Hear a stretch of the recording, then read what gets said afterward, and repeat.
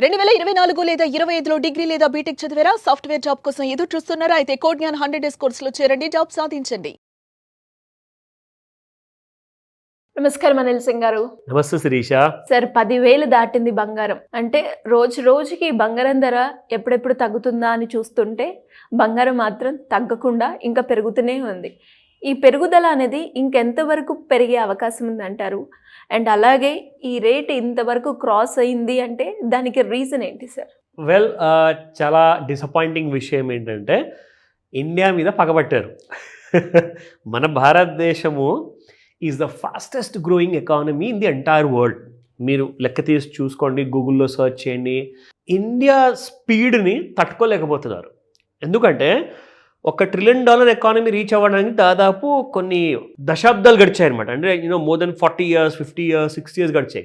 కానీ మన ఇండియాకి ఇండిపెండెన్స్ వచ్చేసి ఇప్పుడు మనం ఆగస్ట్ నెలలో ఉన్నాము. 15th ఆగస్ట్కి మనము మన ఫ్రీడమ్ సెలబ్రేట్ చేసుకోబోతున్నాము.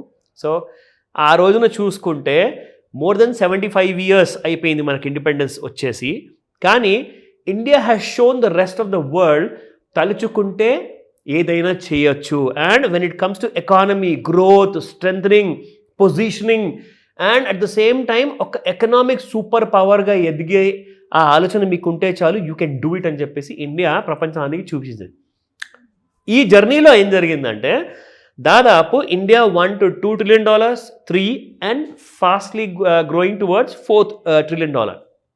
ఇండియాకి ఇన్ఫ్యాక్ట్ 2047 వరకు చాలా పెద్ద టార్గెట్ ఉంది.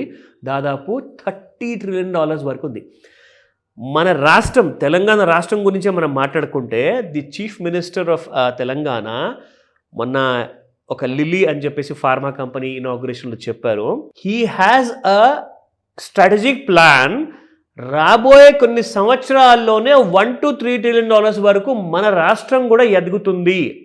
అలాంటి కైండ్ ఆఫ్ కాంక్రీట్ ప్లాన్స్తో ఆయన ముందుకెళ్దాము అని చెప్పేసి దానికోసం ఎగ్జిక్యూషన్ నడుస్తుంది. దానికోసము ప్లానింగ్ ఆల్రెడీ ప్లేస్లో ఉంది. సో ఒక రాష్ట్రమే $3 trillion గురించి ఆలోచిస్తుంది అంటే సో ఇండియా దాదాపు 29 రాష్ట్రాలు ఉన్నాయి మొత్తం భారతదేశంలో. సో ఎన్ని $1 trillion ఆఫ్ ఎకానమీ కాబోతుంది?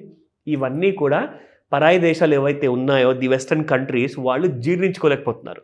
So fact of the matter ఏంటంటే వాళ్ళు ఇండియాని అంత ఫాస్ట్గా గ్రో అవ్వనిస్తే ఎక్కడ వీళ్ళు నెత్తి మీద ఎక్కి కూర్చుంటారో అన్న భయం. కానీ ఇండియా నేచర్ గురించి వీళ్ళకు సరిగా తెలియదు. India always believes in kind of a partnership అనమాట. సో ఎవడి మీద డామినేట్ చేసే దేశం అయి ఉంటే ఈ పార్టీకి ఎప్పుడో మేము చేసేవాళ్ళం. కానీ నిజానికి చాలామందికి అండ్ చాలా కంట్రీస్కి ఇది తట్టుకోలేక ఇండియా మీద టారిఫ్లు అంటూ ట్రేడ్ అగ్రిమెంట్లు లేవంటూ నేను మీకు ఇంకా ఫైన్లు విధిస్తాను. ఇవాళ 7వ తేదీ ఆగస్ట్ రోజున జరగబోయేది అది ఏంటంటే మొన్నటిదాకా మన దేశ ప్రధానమంత్రి కానివ్వండి, ఆయన క్యాబినెట్ మినిస్టర్స్తో కానివ్వండి, వాళ్ళకి జరగలేదు ఒప్పందం. అయితే ఫస్ట్ ఆయన ఏం చెప్పారంటే 25% వరకు నేను మీ దేశం మీద పెనాల్టీలు వేస్తాను అన్నాడు. ఇప్పుడు ఆయనకి ఇండియా కదిలేటట్టుగా లేదు, బెదిరిపోయేటట్టుగా లేదు.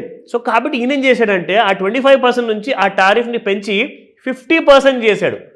సో 50% వరకు పెంచాడు ఫైన్లు, పెనాల్టీలు. అది ఈ రోజు నుంచి ఎఫెక్టివ్ కాబోతుంది 7th ఆగస్ట్ నుంచి.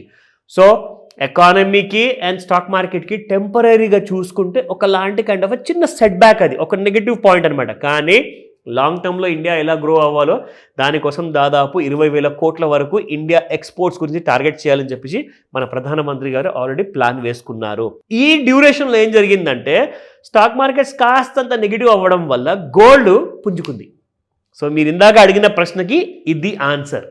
So fact of the matter ఏంటంటే ఇండియాని ఎవ్వడు ఆపలేడు, ఎవ్వడి తరం కాదు. ఇది నేను క్లారిటీతో చెప్తున్నాను.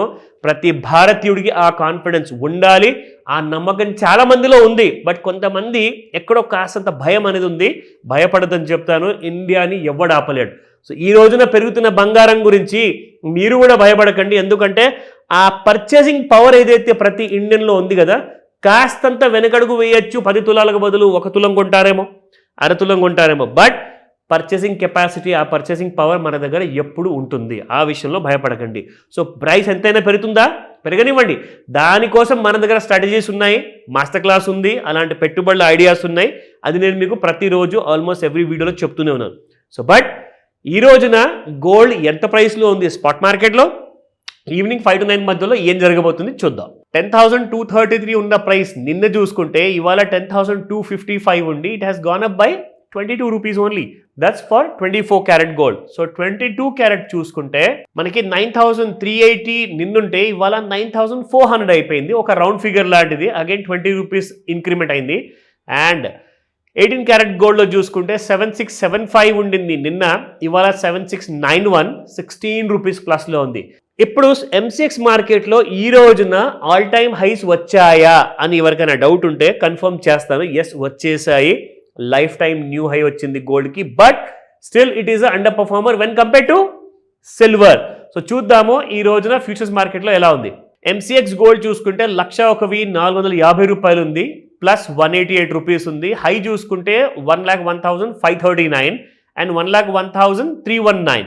So 1,01,509 is the resistance number 1. So 2 చూసుకుంటే 1,01,934 అండ్ 3 చూసుకుంటే 1,02,181. ఇంకొక విషయం, నేను గత కొన్ని ఎపిసోడ్స్లో చెప్పుకుంటూ వచ్చాను, నేషనల్ మీడియాలో కానివ్వండి, ఇంటర్నేషనల్లో కానివ్వండి, ఎక్కడో విన్నాను, ఐ జస్ట్ సా 1,04,000 వరకు ఆర్ 1,05,000 వరకు విత్ ఇన్ దిస్ మంత్ ఆగస్ట్లో ఛాన్సెస్ ఉన్నాయి అంటున్నారు. So we need to just watch out. I'm not watching for it, నేనేం సపోర్ట్ చేయట్లేదు, బట్ ఇది విన్న ప్రకారంగా మీకు చెప్తున్నాను. నా సపోర్ట్ చూసుకుంటే 1,830 రూపాయలు, 1,590 రూపాయలు అండ్ 1,165 రూపాయలు సపోర్ట్ 3. సో ఈ రెండు జోన్స్లో సపోర్ట్ వైపు అయితే ఇవాళ వచ్చే అవకాశం కనబడట్లేదు.